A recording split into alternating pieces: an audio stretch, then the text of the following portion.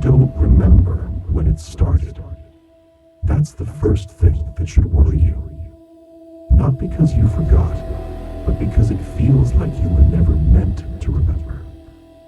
You were already here, and whatever this place is, it feels older than your thoughts. There is no entrance behind you, no sound of the door closing, no sense of arrival. Just awareness, and the quiet realization that something has been aware of you longer. At first, it's nothing more than a shape, a suggestion, a darker smudge against the pale background.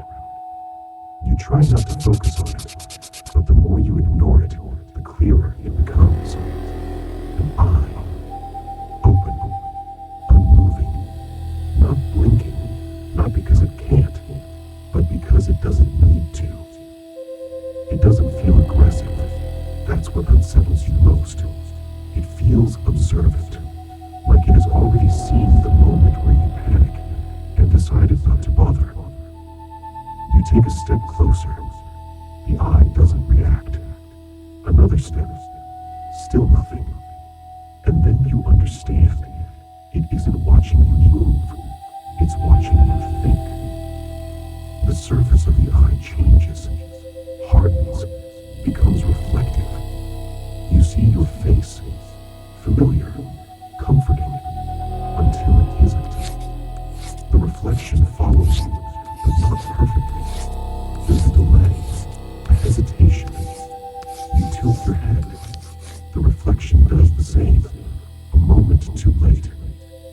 You blink. It doesn't. Your reflection begins to soften, like wet graphite being smudged by a careless hand. Edges blur, details fade.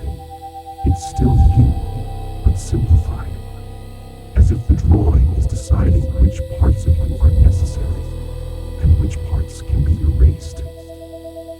You move forward, because standing still feels worse. The reflection fractures. Cracks spread outward. Inside one of the cracks, there is depth. A hallway. You don't remember choosing to enter it. You only realize you have when the world behind you is gone. Mirrors line the walls. Each one shows a version of you. Some smile too wide. Some have no eyes. Some don't move at all. One reflection stops following your motion entirely. It turns its head on its own and looks directly at you. Not curious, not angry, as if it's been waiting for this exact moment. You move deeper. The hallway stretches longer than it should. Walls inch closer together. You notice marks scratched into the surface. Tallies, hundreds of them, layered, overlapping. Someone's counting. You wonder what happens when the count ends. Footsteps appear on the floor ahead. Bare footprints, distorted. Toes too long, heels pressed too deeply. They don't lead away. They circle. Again, and again, and again. At the center of the room, there is a chair. Just a chair. Wooden, simple, and completely wrong. The seat is worn into the shape of a human body, not carved, compressed, as if someone sat there for so long that the chair stopped resisting. Behind it, the wall is covered in faint outlines, human shapes, drawn, erased, drawn again. Each attempt darker than the last. You understand without being told. They all tried to leave. None of them did. The chair isn't for rest. It's for waiting. Something shifts inside you. Not fear. Recognition. You stop looking for an exit because every exit leads back to the same beginning. Doors don't open anymore. They repeat. Hallways fold inward. Rooms forget their own shape. The world is not broken.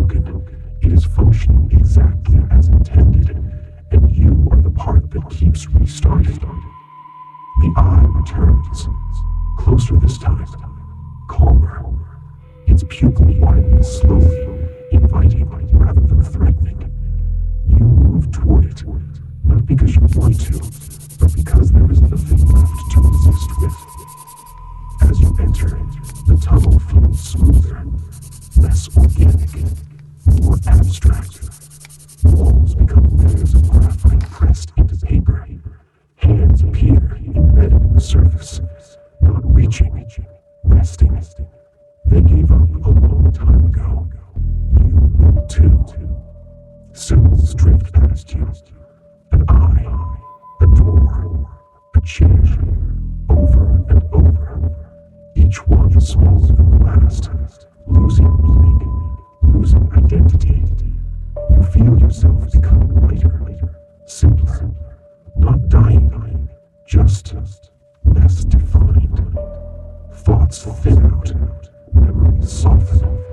You realize the horror is not that you are trapped, it's that you are being gently taught to stop wanting escape. The center collapses into a single dark point. Silence, then expansion. Paper texture, eraser smudges, the faint sound of graphite scratching. A room begins to form. Incomplete, roughly sketched. At its center, something starts to take shape. An eye, half drawn, half erased, opening. And somewhere, far away, you feel the first version of yourself noticing it for the first time. Again. You don't remember when it started, only that you were already here, and you always have been.